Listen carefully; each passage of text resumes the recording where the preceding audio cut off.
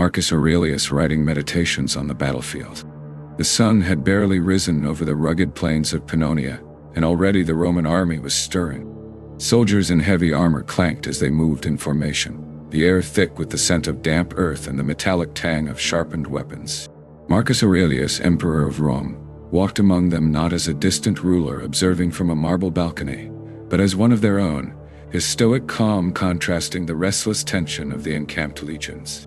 The year was 170 CE, and the Marcomannic Wars had dragged Rome's forces far from the comforts of the city.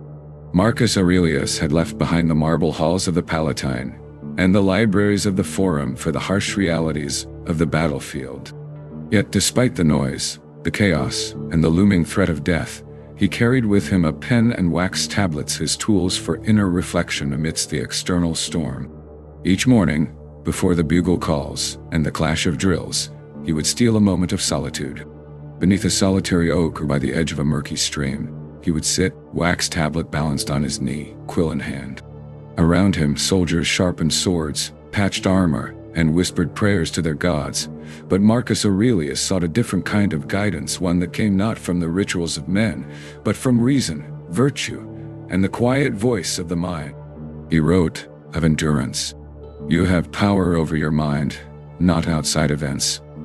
Realize this, and you will find strength."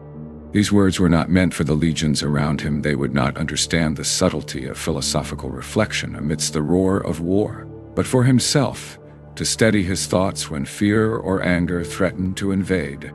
He observed a young centurion practicing his sword forms nearby, the boy his face tight with frustration at a misstep, and Marcus scribbled a reminder. "Remember that every man struggles with his own weaknesses. Compassion and patience are more valuable than judgment." The battlefield itself was a teacher. He watched the disciplined formations march and countermarch, the tactical genius of Roman strategy unfolding with precision, and yet he also saw the fragility of human life. The same men who laughed over bread at dawn could fall under the sword by dusk. In those moments he reflected on mortality not morbidly, but as a practical reality to accept. Do not act as if you will live 10,000 years. Death hangs over you. While you live, while it is in your power, be good. Even the sounds of war were not lost on him. The distant trumpet calls, the stamping of hooves, the murmur of hundreds of soldiers talking in low voices became a backdrop for meditation.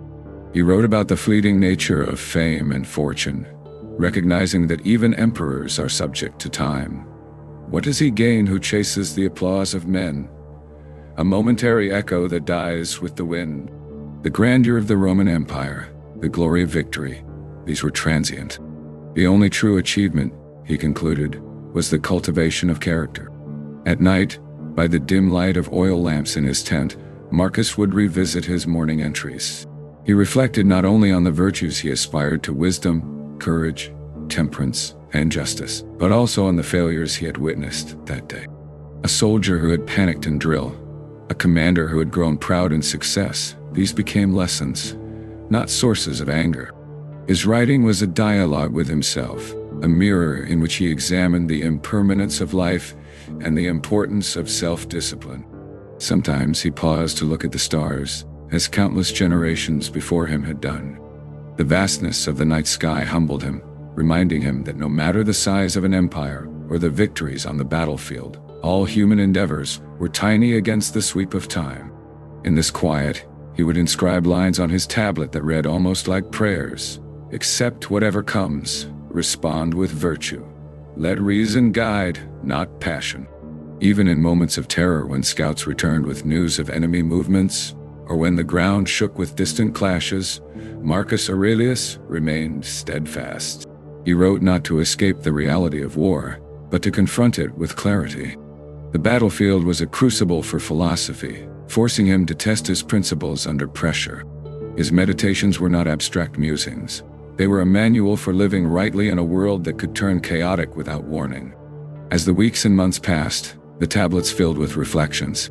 Each entry was a thread in a tapestry of inner life, reminders of duty, reflections on mortality, meditations on justice, and notes on controlling one's emotions. Soldiers grew accustomed to seeing their emperor with wax tablets in hand, and some even found curiosity in his calm presence. He did not lecture, he only lived his philosophy, teaching by example.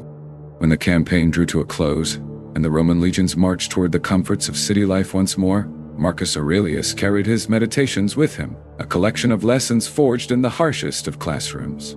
These writings, private and unassuming, would endure beyond the battles, beyond the empires, as a testament to the power of reason, self-discipline, and virtue.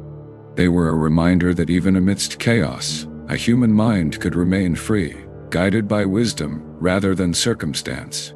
And so, on the battlefield, where swords clashed and men faced the uncertainty of death, Marcus Aurelius wrote not for fame, not for glory, but for the cultivation of the soul. His meditations were born from the quiet resilience of thought amidst the loud brutality of war, a timeless reminder that true power lies not in conquest, but in the mastery of oneself.